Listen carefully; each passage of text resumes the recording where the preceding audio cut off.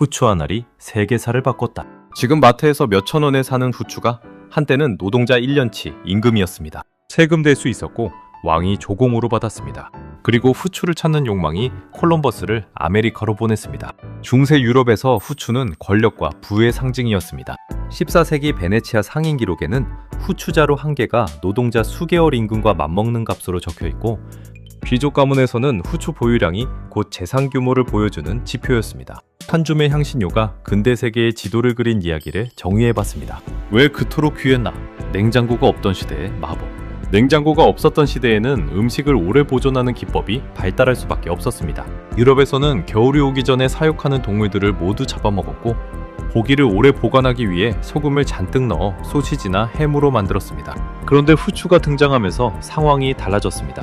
고기의 누린내도 없애주면서 방부제 효과까지 있어 고기가 쉽게 상하는 것을 막아준 겁니다. 후추가 이토록 비쌌던 데는 4가지 이유가 겹칩니다. 첫째는 맛과 풍미입니다. 고기 누린내를 제거하고 음식의 풍미를 끌어올려 육식 중심이었던 중세 유럽 귀족에게는 필수품이었습니다. 둘째는 방부제 역할입니다.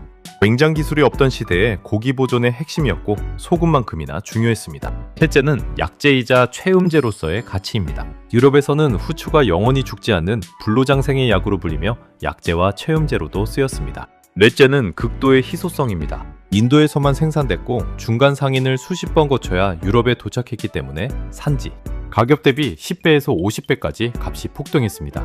맛과 방부제, 약재, 희소성이 동시에 충족되는 물질은 달리 없었던 겁니다. 후추의 세계사 연대기. 기원전 2000년경부터 후추의 역사는 시작됩니다. 인도 남부가 원산지로 인더스 문명 시절부터 인도 내에서 향신료와 약재로 쓰였습니다. 말라바르 해안, 지금의 케랄라주가 주산지였습니다. 기원전 400년경에는 아라비아 상인들이 후추를 유럽에 전했습니다.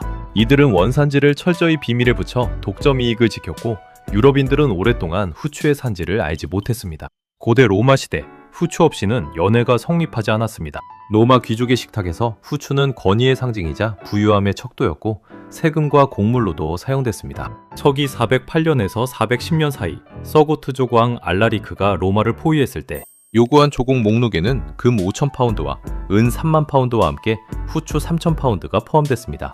야만족 왕조차 후추의 가치를 알고 있었던 겁니다. 7세기부터 14세기 사이 이슬람 세력의 확장으로 유럽의 무역 공동체가 분열됐고, 아랍 상인들이 인도양을 통한 해상 향신료 교역을 독점했습니다.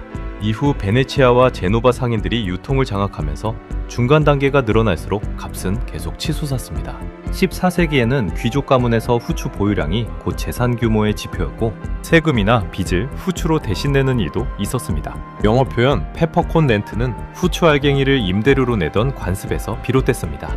1453년 오스만 티르크가 비잔틴 제국을 무너뜨리고 중동 지역 전체와 동부 지중해를 장악하면서 동방무역이 훨씬 어려워졌습니다. 후추 유통이 막히고 가격이 천정부지로 치솟자 유럽은 새로운 길을 찾아야 했습니다. 1488년 포르투갈 탐험가 바르톨로메오 디아스가 아프리카 최남단 희망봉에 도달하며 인도양으로 가는 길이 있음을 확인했습니다.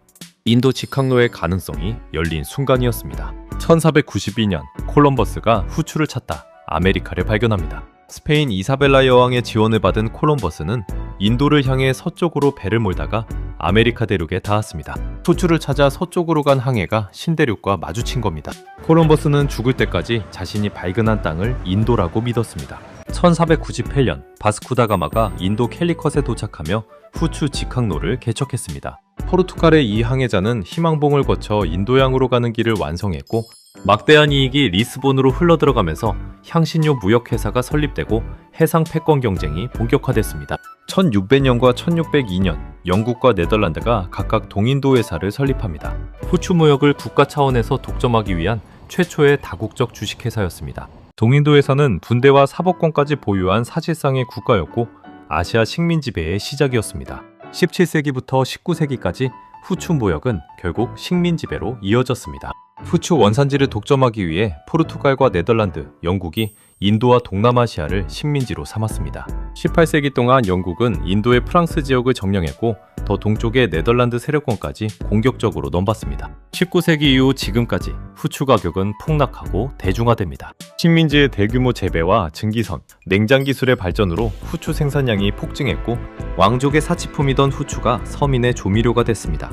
현재 세계 1위 생산국은 베트남이고 원산지였던 인도는 4위로 밀려났습니다. 후추가 세계사에 남긴 6가지 영향. 첫째, 대항해 시대의 직접적인 봉기가 됐습니다. 향신료 가격 폭등이 유럽 국가들을 바다로 내몰았고 1498년 바스쿠다가마가 인도 캘리컷에 도착하면서 포르투갈이 향신료 무역의 주도권을 잡았습니다. 후추 하나가 인류의 항해 역사를 앞당긴 셈입니다.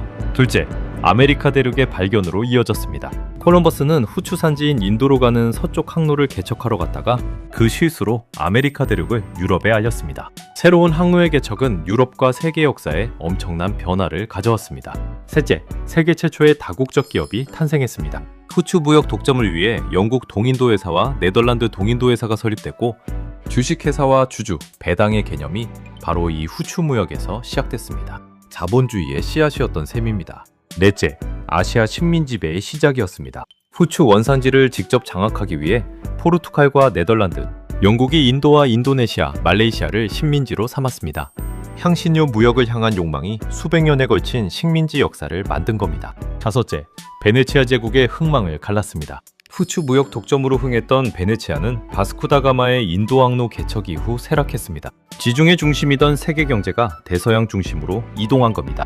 여섯째, 국제무역과 해상법, 외교의 발전으로 이어졌습니다. 후추 무역을 통해 국제무역규범과 해상법, 외교 체계가 형성됐고 현대 국제질서의 기원 중 하나가 향신료 무역에 있는 셈입니다. 후추가 만든 어두운 역사. 물론 이 화려한 역사의 이면에는 어두운 그림자도 짙게 남아있습니다. 후추 산지를 장악하기 위한 유럽 열강의 침략은 수세기에 걸친 식민 통치로 이어졌고 그 상처는 지금도 남아있습니다. 아메리카 원주민의 비극도 빼놓을 수 없습니다. 콜럼버스가 아메리카 대륙에 상륙한 이래 1050년 동안 1억 명에 달하던 원주민 인구가 300만 명으로 줄어들었습니다. 후추를 찾던 항해가 인류 역사상 최대 규모의 비극으로 이어진 겁니다. 노예 무역과도 연결됩니다. 향신료 산지 개발과 식민지 경작을 위해 아프리카 노예 무역이 본격화됐습니다. 후추 하나를 향한 욕망이 대서양 노예 무역의 배경이 된 셈입니다. 작은 향신료가 그린 근대 세계. 기원전 400년 아라비아 상인이 유럽에 후추를 전했습니다. 중세에는 후추 한 줌이 양 한 마리였고 세금도 빚도 후추로 낼 수 있었습니다. 오스만이 육상 무역로를 막자 포르투갈이 바다로 나갔고 콜럼버스는 후추를 찾다 아메리카를 발견했으며 바스쿠다 가마는 인도 항로를 열었습니다. 동인도 회사가 아시아를 식민지로 만들었고 지금 후추는 마트에서 몇천 원짜리 조미료가 됐습니다. 그 변화 사이에 근대 세계 전체가 들어있는 셈입니다. 스테이크 위에 후추를 갈아 넣을 때 이 역사를 생각해 본 적은 없었을 겁니다. 콜럼버스가 후추를 찾으러 갔다가 아메리카를 발견했다는 것. 인류 역사의 가장 큰 전환점 중 하나가 향신료를 향한 욕망에서 비롯됐다는 사실은 흥미로우면서도 씁쓸합니다. 작은 향신료 하나가 대항해 시대를 열고 동인도 회사를 만들고 식민지를 만들었고 우리는 지금 그 역사가 만든 세계에 살고 있습니다. 오늘 이야기가 흥미로우셨다면 구독과 좋아요 부탁드립니다. 다음 이야기에서 또 만나요.